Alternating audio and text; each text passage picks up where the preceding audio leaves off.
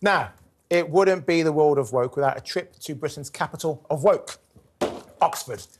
Furious drivers are slamming Oxford City Green Party's money-grabbing plan to charge SUV and large vehicle owners more to park in Oxford. These councillors argue that larger and heavier cars cause more damage to roads, are more likely to kill, or, at the very least, injure pedestrians, and may cause secondary illnesses through their emissions. Keith, this is just madness. You think it's fair that SUV owners have to pay more? Oh, wait a second. You're going to say it is fair, isn't it? Because you drive a little smart car. So you're going to say it's absolutely fair. I have to say that I'm one of the privileged few who is a two-car family. Okay? Oh! I'm very privileged. We do have a smart car, but we've also got an SUV. Now, this is the interesting thing, because I actually think, first of all, this policy in Oxford has come up with some Green Party councillors, waste of space, anyone who belongs to that party anyway, in my opinion. The point, let's say they should stick to being a pressure group because they don't have any policies. They live in this delusional, utopian idea. But really, we live in the real society. People want to get around, they want to live. And at the end of the day, they should be paying SUV drivers to drive to Oxford. You know why? Because SUVs are known as sports utility vehicles. They are made for road and rough terrain. Well, I've got to tell you, in this day and age, with our roads, which are no better than the third world country, they are pretty rough terrain. And I've got to say, they should be paying us to drive SUV cars on the rough terrain, AKO, our roads, which are a joke. I spend most of my time, Joe, I don't know about you, I don't know if you drive. Of course I spend drive. all my time going like this, on the steering wheel, trying to dodge the holes in the road. Yeah. I'm sorry. These green politicians, or whatever they are, the useless waste of space they are, need to get real. Stop, You know what's mental is that actually electric vehicles cause more damage to our roads than SUVs because the electric vehicles, they're so heavy, the asphalt cannot take it. So if you've got a Tesla or a Prius or any other electric vehicle, there are plenty of them, they are causing more damage to our roads than people like me and you in SUVs.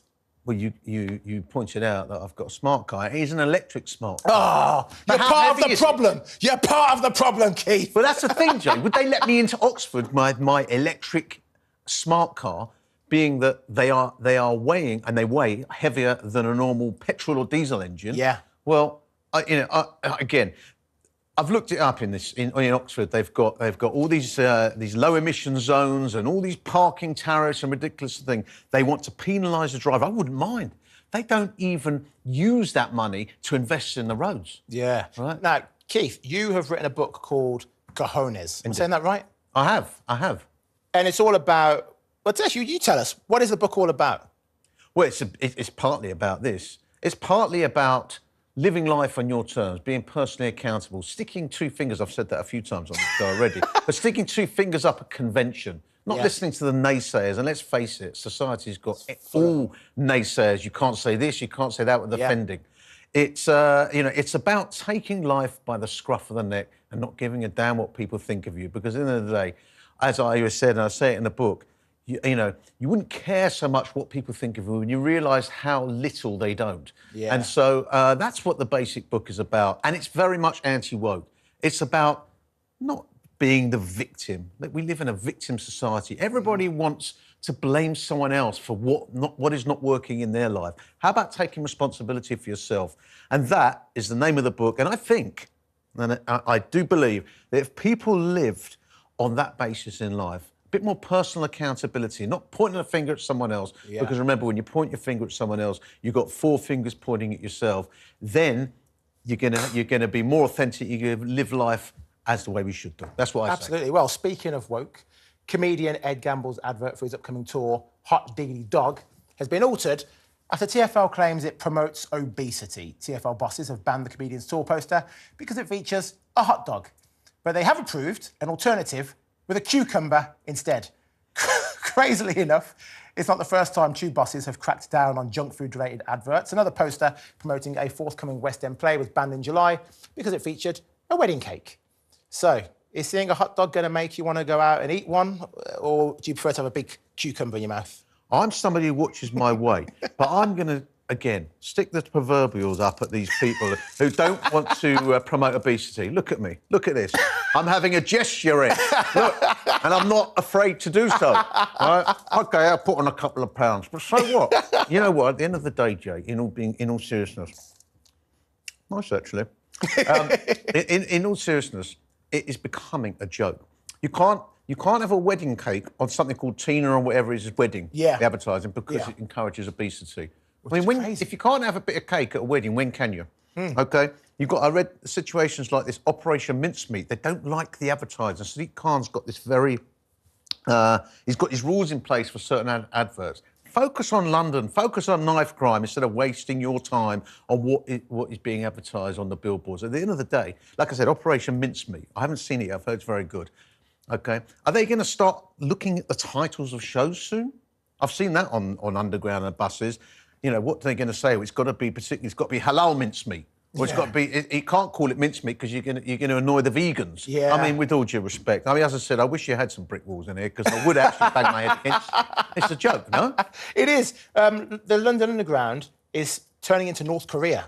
You know, you can't do anything on there now. I like to have a drink on my way out for a night out. If I'm on the tube, I got a little tinny, I'll have a swig. But I see people taking pictures of people drinking alcohol beverages on the tube as if they're going to go and report it to someone. It's become insane. Well, Boris Johnson was the guy who banned alcohol in the Underground, I believe. And listen, we won't talk about him for all the wonderful things that he did.